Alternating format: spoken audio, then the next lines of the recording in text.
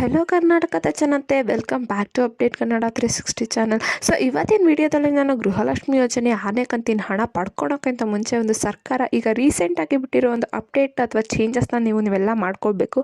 So update ಬಗ್ಗೆ ತಿಳಿಸ್ಕೊಡ್ತೀನಿ. So ವಿಡಿಯೋನ ಸ್ಟಾರ್ಟ್ ಮಾಡೋಕ್ಕಿಂತ ಮುಂಚೆ ನೀವೇನಾದರೂ ನಮ್ಮ ಚಾನಲ್ಗೆ ಸಬ್ಸ್ಕ್ರೈಬ್ ಮಾಡ್ಕೊಂಡಿಲ್ಲ ಅಂದರೆ ದಯವಿಟ್ಟು ಚಾನಲ್ಗೆ ಸಬ್ಸ್ಕ್ರೈಬ್ನ ಮಾಡ್ಕೊಳ್ಳಿ. ಹಾಗೆ ವಿಡಿಯೋನ ಆದಷ್ಟು ಶೇರ್ ಮಾಡಿ ಅಂತ ಕೇಳ್ತಾ ವಿಡಿಯೋಗೆ ಲೈಕ್ ಕೊಟ್ಬಿಟ್ಟು ವಿಡಿಯೋನ ನೋಡಿ. ಸೊ ಸದ್ಯದಲ್ಲೇ 6ನೇ ಕಂತಿನ ಹಣ ಕೂಡ ಫೆಬ್ರವರಿ ಮೊದಲನೇ ವಾರದಲ್ಲಿ ರಿಲೀಸ್ ಆಗಿಬಿಟ್ಟು ಫೆಬ್ರವರಿ 20ನೇ ತಾರೀಕಿನೊಳಗೆ ಎಲ್ಲ ಮಹಿಳೆಯರ ಖಾತೆಗೆ ಜಮಾ ಮಾಡೋಕ್ಕೆ ಸರ್ಕಾರ ತೀರ್ಮಾನ ಮಾಡಿದೆ. ಸೊ ಅದಕ್ಕಿಂತ ಮುಂಚೆ ನಿಮ್ಗೇನಾದರೂ ಗೃಹಲಕ್ಷ್ಮಿ ಯೋಜನೆ ಅಥವಾ ಅನ್ನಭಾಗ್ಯ ಯೋಜನೆ ಹಣ ನಿಮ್ಮ ಖಾತೆಗೆ ತಲುಪಬೇಕಂದ್ರೆ ನೀವು ಈ ಸರ್ಕಾರ ಏನು ರೀಸೆಂಟಾಗಿ ಬಿಟ್ಟಿರುವ ಒಂದು ಅಪ್ಡೇಟನ್ನು ಅಥವಾ ಚೇಂಜಸ್ನ ನೀವು ಕಟ್ಟುನಿಟ್ಟಾಗಿ ಮಾಡ್ಕೊಳ್ಳೇಬೇಕು. ಏನಂತ ಎಲ್ಲ ಈ ವಿಡಿಯೋದಲ್ಲಿ ತಿಳಿಸ್ಕೊಡ್ತೀನಿ. ಸರ್ಕಾರ ಒಂದು ನೀಡಿರುವ ಮಾಹಿತಿ ಪ್ರಕಾರ ಗೃಹಲಕ್ಷ್ಮಿ ಯೋಜನೆ 6ನೇ ಕಂತಿನ ಹಣ ಫೆಬ್ರವರಿ 20ನೇ ತಾರೀಕಿನೊಳಗೆ ಎಲ್ಲ ಗೃಹಿಣಿಯರ ಖಾತೆಗೆ ತಲುಪಬಹುದು.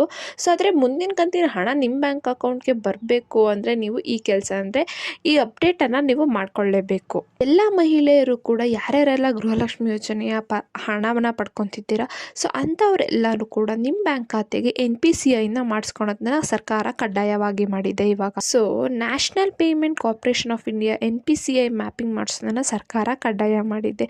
ಸುಮಾರು ಇನ್ನೂ 4ರಿಂದ 5 ಲಕ್ಷ ಗೃಹಲಕ್ಷ್ಮಿಯರಿಗೆ ಇನ್ನೂ ಹಣ ಬಂದಿಲ್ಲ.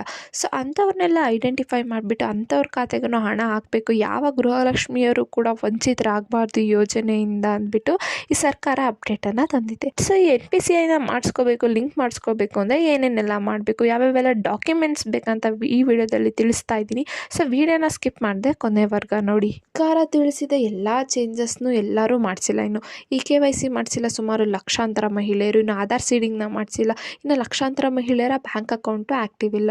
ಸೊ ಇದಕ್ಕೋಸ್ಕರ ಎಲ್ಲ ಮಹಿಳೆಯರಿಗೂ ಹಣ ಹಾಕೋಕ್ಕಾಗ್ತಿಲ್ಲ. ಸೊ ಅದಕ್ಕೆ ಈಗ ಹೊಸದಾಗಿ ತಂದಿರೋ ಚೇಂಜಸ್ ಪ್ರಕಾರ ನೀವು NPCIನ ಮಾಡಿಸ್ಕೊಂಡ್ರೆ ಸೊ ಅಂಥವ್ರಿಗೆ ಆಟೋಮೆಟಿಕ್ಕಾಗಿ ಹಣ ಜಮಾ ಆಗುತ್ತೆ. ಸೊ ಅದಕ್ಕೋಸ್ಕರ ಈ NPCIನ ಮಾಡಿಸ್ಕೊಳೋದನ್ನು ಕಡ್ಡಾಯ ಮಾಡಿದೆ ಸರ್ಕಾರ.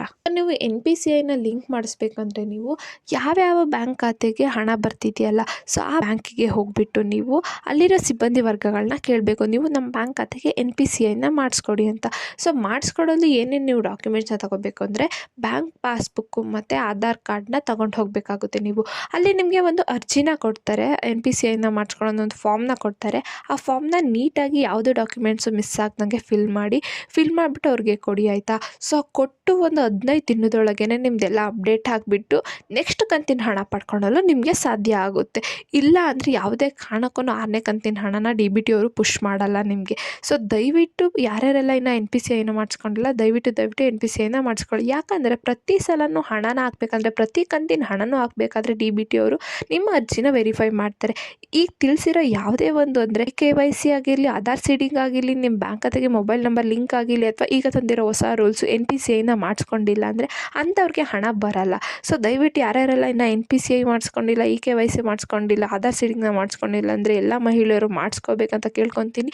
ಸೊ ಈ ಪುಟ್ಟ ಗೃಹಲಕ್ಷ್ಮಿ ಯೋಜನೆಯ ವಿಡಿಯೋ ಇಷ್ಟ ಆಯಿತು ಅನ್ಕೊತೀನಿ. ಇಷ್ಟ ಆದರೆ ಚಾನಲ್ಗೆ ಸಬ್ಸ್ಕ್ರೈಬ್ನ ಮಾಡ್ಕೊಳ್ಳಿ, ವಿಡಿಯೋನ ಆದಷ್ಟು ಶೇರ್ ಮಾಡಿ ಮತ್ತು ಇನ್ಫಾರ್ಮೇಷನ್ ಎಲ್ಲರಿಗೂ ತಿಳಿಸಿ ಅಂತ ಕೇಳ್ತಾ, ಏನೇ ಪ್ರಾಬ್ಲಮ್ ಇತ್ತಂದರೆ ಕಮೆಂಟ್ನ ಹಾಕಿ, ವಿಡಿಯೋಗೆ ಲೈಕ್ ಕೊಡೋದನ್ನ ಮರಿಬೇಡಿ. ಧನ್ಯವಾದಗಳು.